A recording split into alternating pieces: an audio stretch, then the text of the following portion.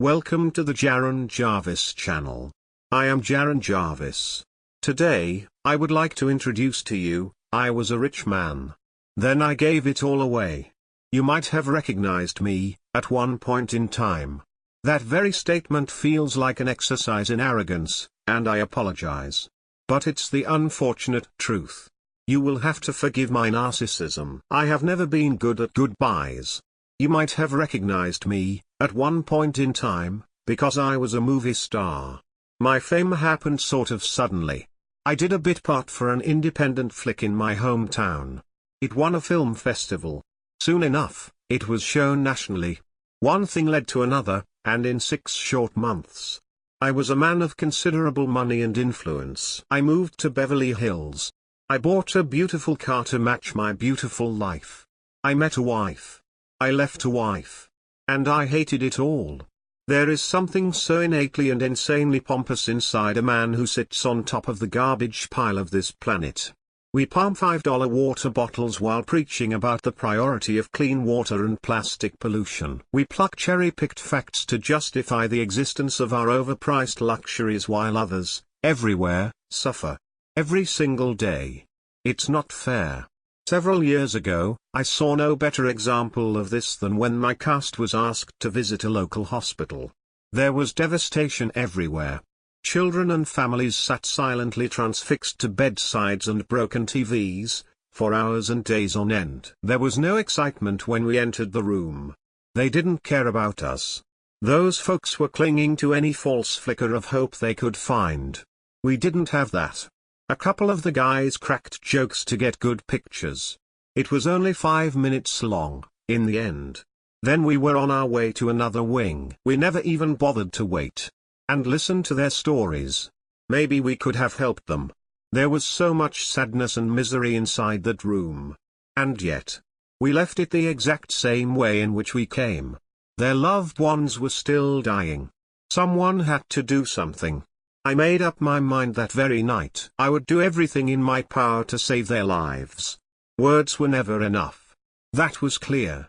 After the rest of the group left, I marched down to the reception desk, by myself, and asked to speak to the head of the hospital. Of course, I had no idea what I was doing.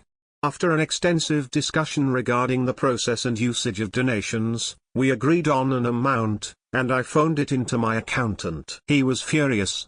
I told him to go fuck himself. The donations were a smashing success.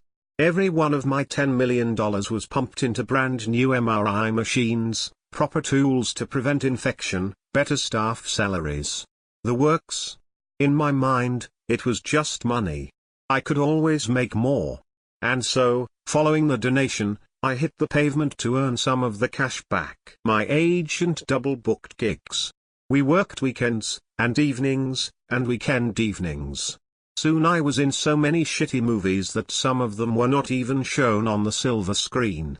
My reputation dwindled a bit. But who cared? My money was going directly to the hospital. The feeling of saving and helping so many people was addicting. Finally, I felt like there was something in my life worth doing. Sometimes, I checked in on the patients. There was one woman that was my favorite. Her name was Mrs. Justino. She could not have been more than 40 years old, and for every appointment and extended stay, her 3 little kids were in tow. To be honest, Mrs. Justino reminded me a lot of my own mom, before she passed. I found her in a coma on a late Sunday evening. My panic was probably a bit surreal to the staff. I insisted they tell me everything.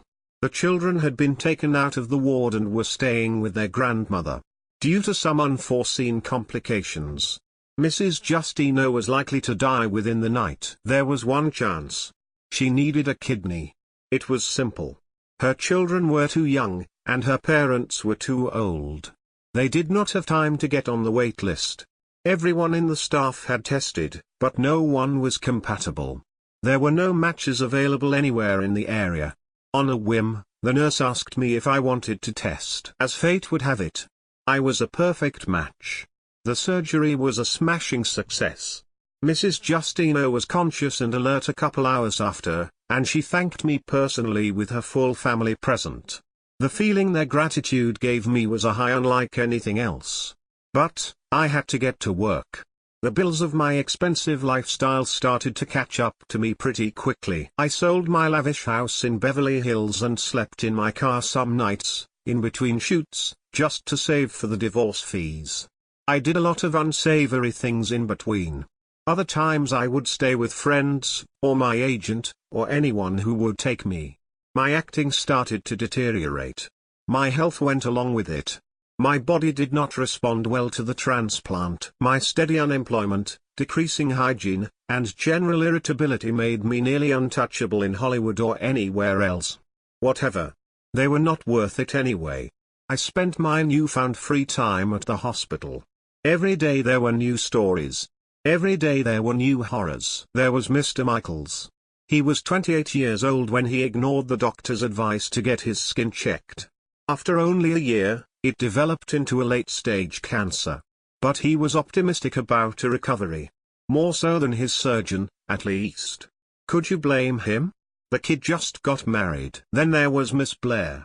She was 15 years old when the brain tumor crept into her eye sockets and permanently damaged her vision. The tumor was gone, now, but her sight was permanently damaged.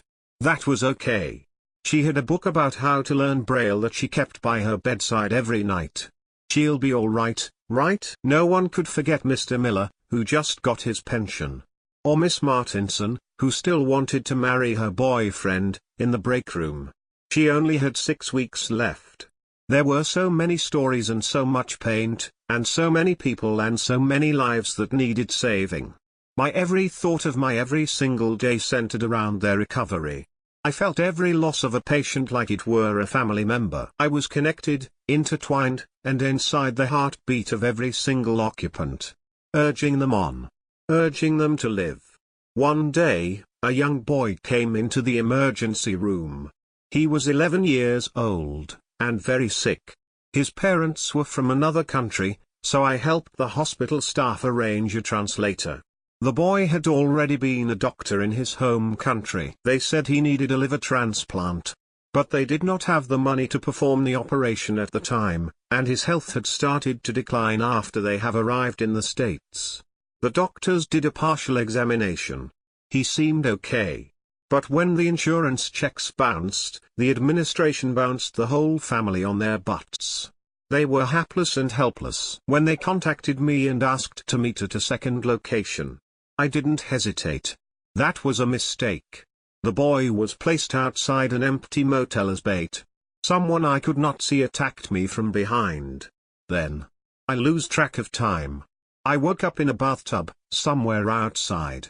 I found that they harvested a portion of my liver, and something in my spine. I have yet to report this crime. I don't think I ever will. I only want Samuel to be fine.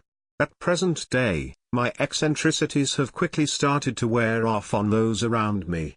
My agent cut all ties. My accountant soon followed suit. The lawyers and publicists and editors and producers all stopped calling. I have no family, no inheritance, no money, nothing at all to keep me afloat. I am alone. The only people that still call me anymore are the patients. Mrs. Justino has cancer again. Miss Blair may need another surgery.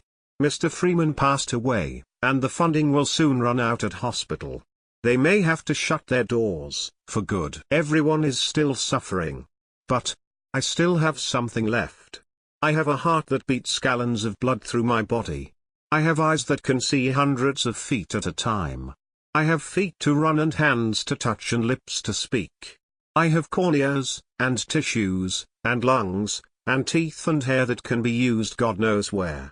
But I know they are of little use to someone who just does not care. I think, maybe I will visit the hospital, one last time. I packed a bunch of letters that I signed. One is addressed to Miss Blair. One is for Mr. Michaels. One for Mr. Miller, and Mrs. Martinson, and the family of poor Mr. Freeman. My driver's license will be stapled to my shirt. I will take all the proper and possible precautions. To anyone that is still listening, I am sorry. But my message is simple. I do not want to survive in a place where good people constantly lose their lives. My final donation is for the patients at Memorial Hospital. May they see a more hopeful world when they look through my eyes.